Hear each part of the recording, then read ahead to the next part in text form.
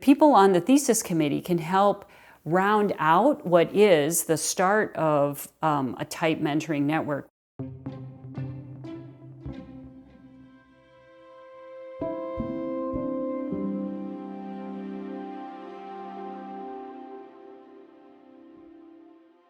Really think about how do you strategically compose this group to maximize both your ability to get support in completing your graduate research and also to span gaps in your network. Most graduate training programs or departments have some rules about the composition of a thesis committee.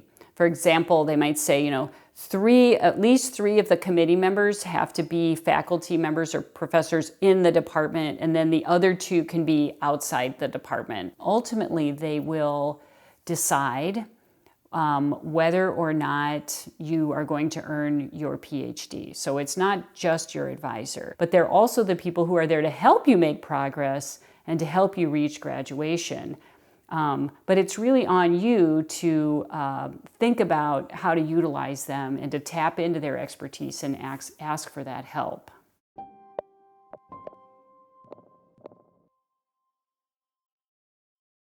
If you're going to a graduate program where you're doing rotations, right, that is basically like your opportunity to get coffee with everybody. You're thinking about, okay, what lab do I want to join?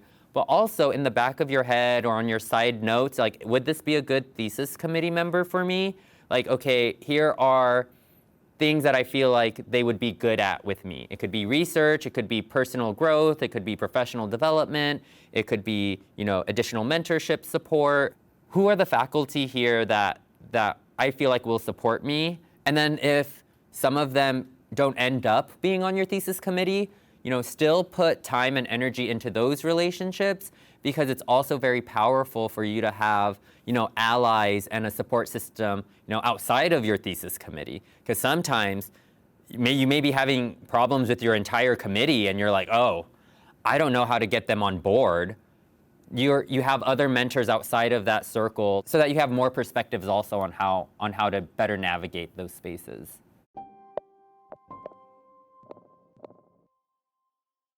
Your dissertation committee can tap you into a network that is entirely different than the network that your dissertation advisor has and that you already have.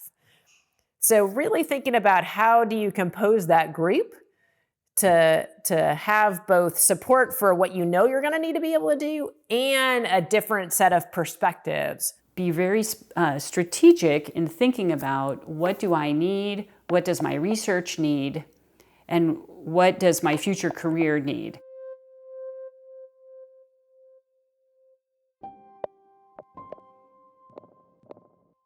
Thesis committee members were really helpful for me in graduate school. Some that I could talk to professionally, others that I could vent to when I was having issues, either with my research project or with how to handle a delicate situation with my research advisor. There always comes a time for every graduate student that your goal and your faculty mentor's goal, right, they're in line, and then as time goes on, you start to separate. One circumstance might be one in which there's a difference of opinion regarding a publication. There's a conclusion that the advisee thinks is appropriate and the advisor disagrees. Go to your dissertation committee, explain how you're experiencing the situation, and ask their advice.